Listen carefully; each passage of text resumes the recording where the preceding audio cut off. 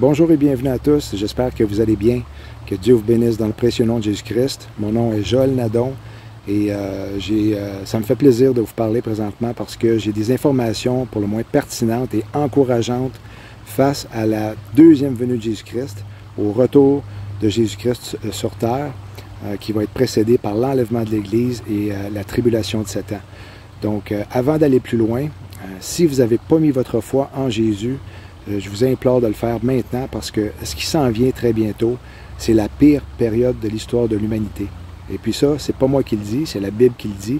Et c'est Jésus même, lorsqu'il est venu la première fois sur Terre, voilà maintenant presque 2000 ans, il a dit que cette période-ci va être la pire de l'histoire. Donc, pour être épargné de cette période-là, vous pouvez mettre votre foi en Jésus-Christ et comme ça, vous n'aurez pas à vivre cette période-là. Et puis, même mieux que ça, c'est que après la mort arrive la vie éternelle.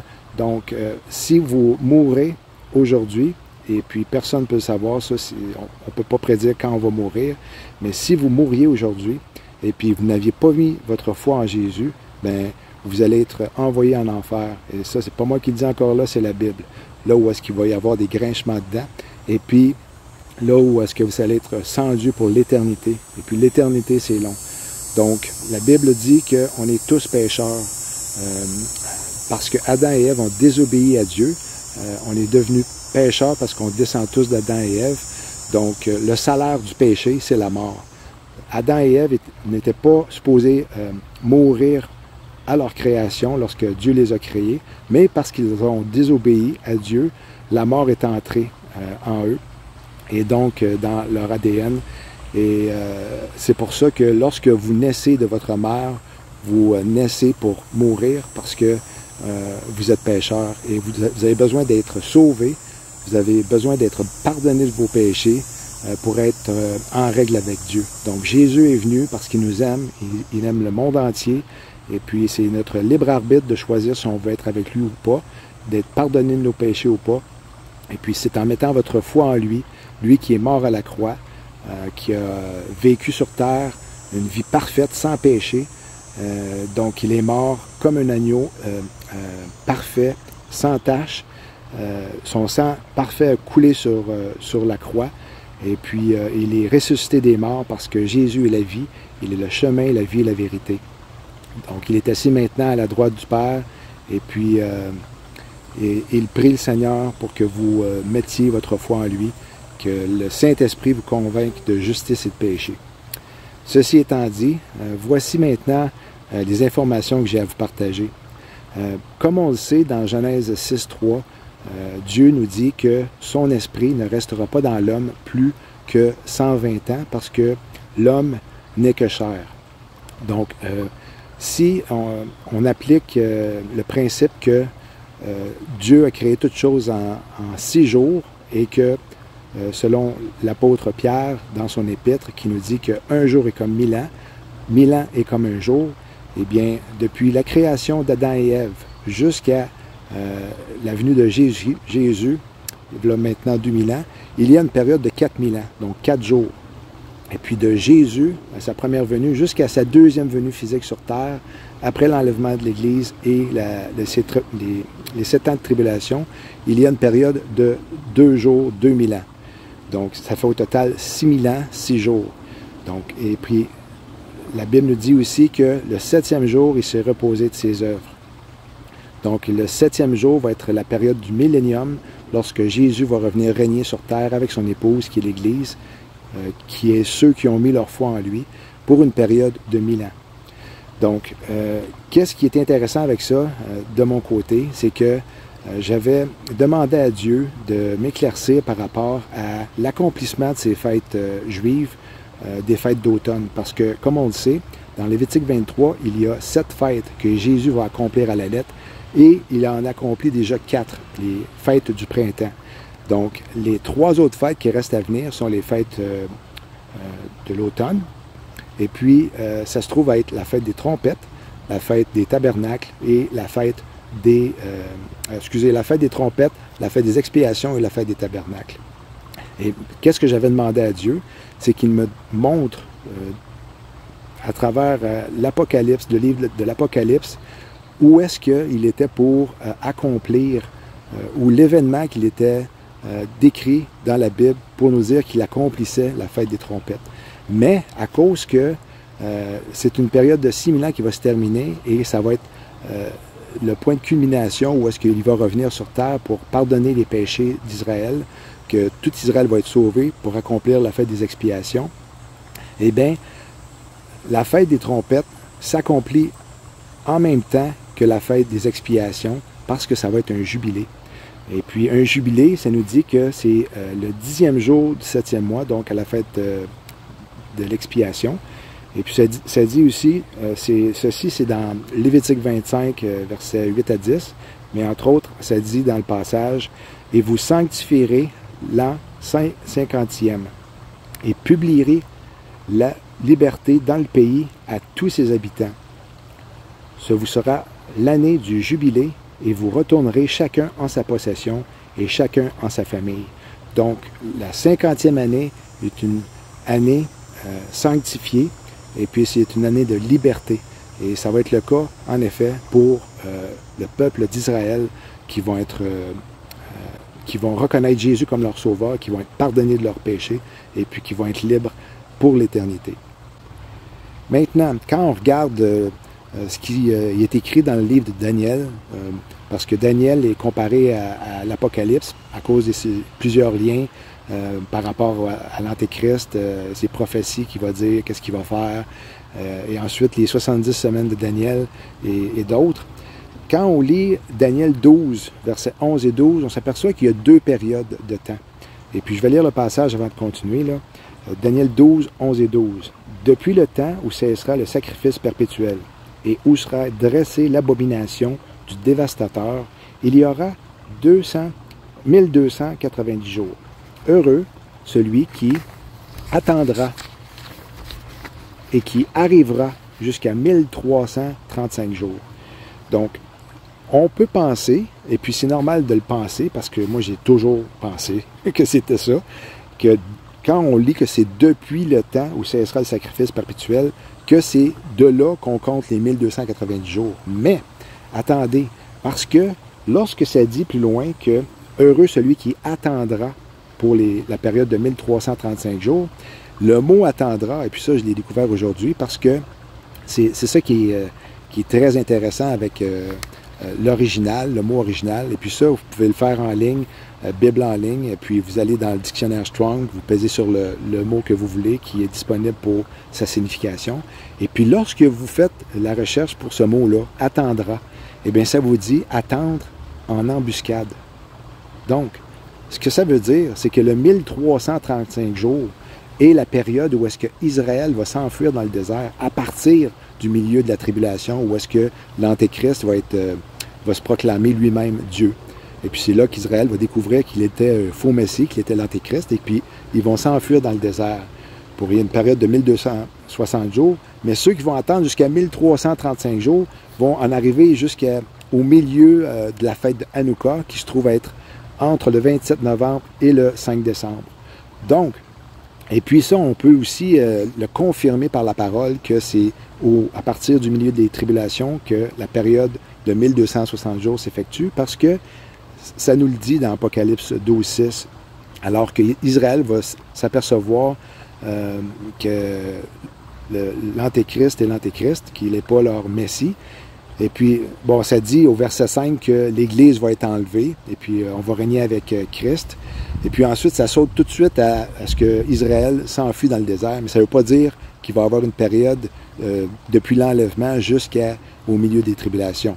Donc, ça saute tout de suite au milieu des tribulations, et ça dit « Et la femme, qui est Israël, s'enfuit dans le désert où elle avait un lieu préparé par Dieu, afin qu'elle y fût nourrie pendant 1260 jours. » Donc, c'est vraiment ce qui se passe dans Daniel 12, 11, que c'est pas parce qu'on lit depuis le temps que ça veut dire qu'on part du milieu de la tribulation pour compter les 1280 jours. On part plutôt du début de la tribulation.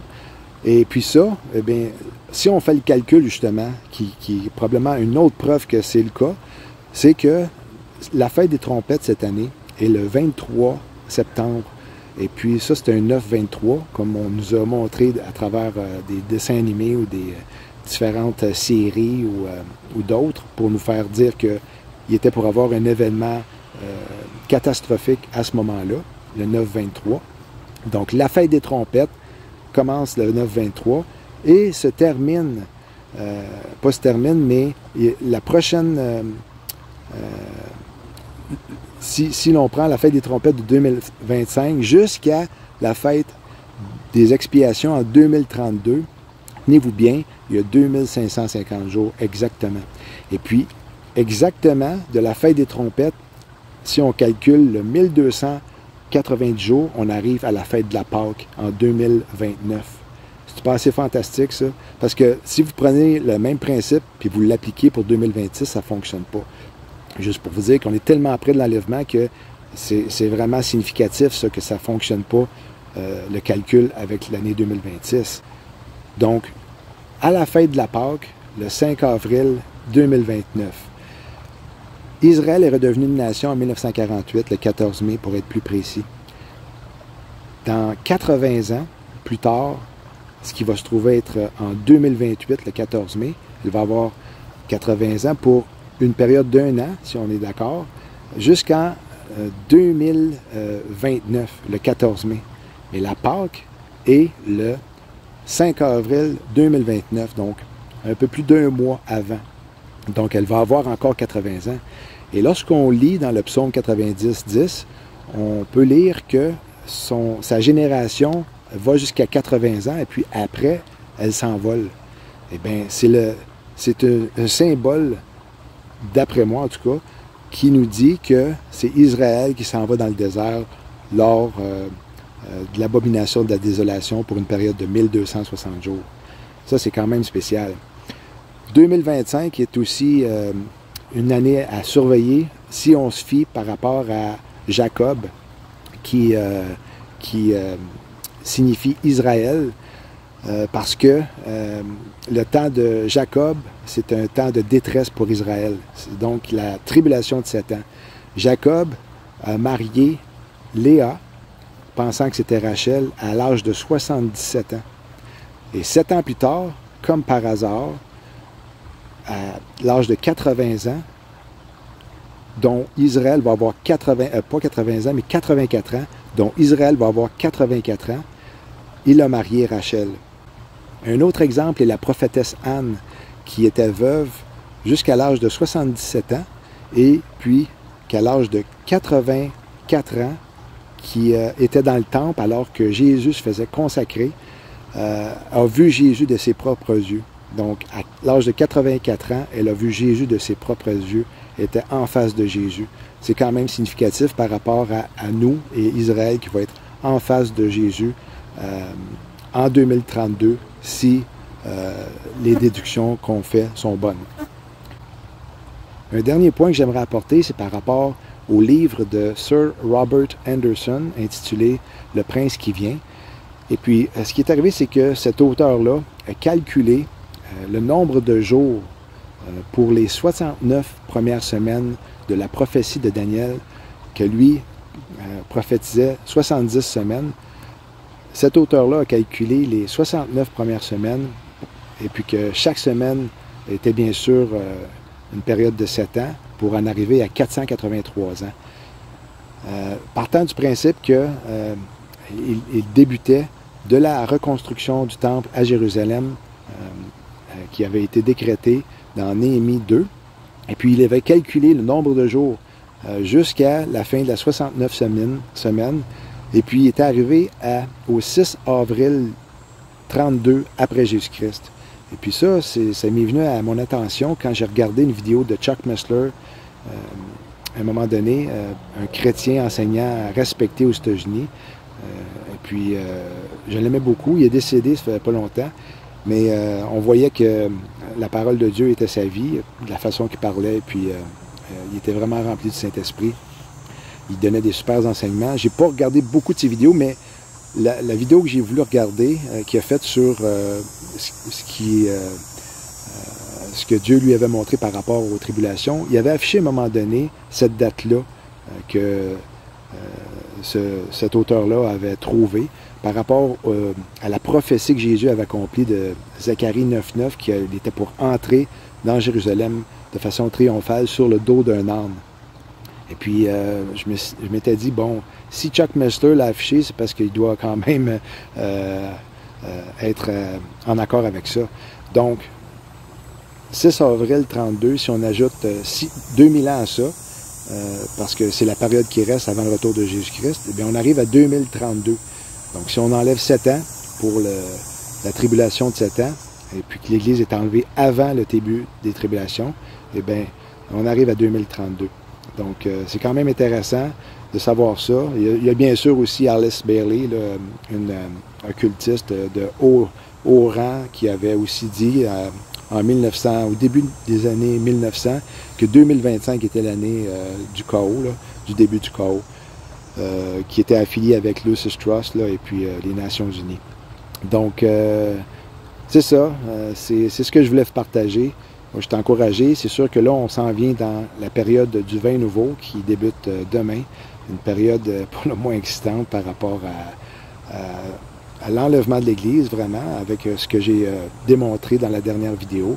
Et puis, moi, je crois sincèrement qu'il va y avoir beaucoup d'actions et puis on pourrait être enlevé là. Mais si on ne l'est pas, c'est pas grave. On continue, on reste aux aguets. C'est ce que Dieu nous demande de faire. Jésus nous a dit de veiller, de porter attention à ce qui se passe dans le monde par rapport aux prophéties bibliques. La parole de Dieu est remplie de prophéties, surtout des derniers jours. Le tiers de la Bible est prophétique. Donc, puis on a l'esprit de prophétie en nous à cause de Jésus-Christ. Puis c'est sûr qu'il va donner une couronne à ceux qui ont hâte de le voir. Puis il n'y en a pas beaucoup quand on regarde ça globalement par rapport aux chrétiens. Mais ceux qui portent attention à des choses qui se passent présentement, ben, ils vont avoir une couronne. Puis ceux qui ont hâte de le voir, ben, c'est ça. C'est sûr qu'on attend aussi, moi, je m'attends à ce que la prophétie de Daniel 8 par rapport à l'attaque de l'Iran sur l'ouest, au nord et au sud de son pays, survienne avant que, justement, la vraie attaque des États-Unis et l'anéantissement du pays de l'Iran surviennent par rapport à Daniel 8 encore là. Va se précipiter sur l'Iran, il va être fâché, comme on dit. Puis ça va sûrement accomplir Jérémie 49, versets 35 à 38, que là où est-ce qu'il va y avoir une catastrophe nucléaire. Du nucléaire va être utilisé probablement par les États-Unis. On parle de vents impétueux, et puis les vents dans une détonation nucléaire se propage à une vitesse de près de 500 km/h. Donc, ça dit que c'est par ces vents-là que les gens vont s'enfuir du pays, sûrement à cause de radiation nucléaire et d'une explosion nucléaire. Et puis, ça va arriver de tous bords, tous côtés. Ça va être la panique mondiale. Et puis, c'est ça qui pourrait survenir, d'après moi, le scénario qui est décrit dans le passage de Jérémie 49.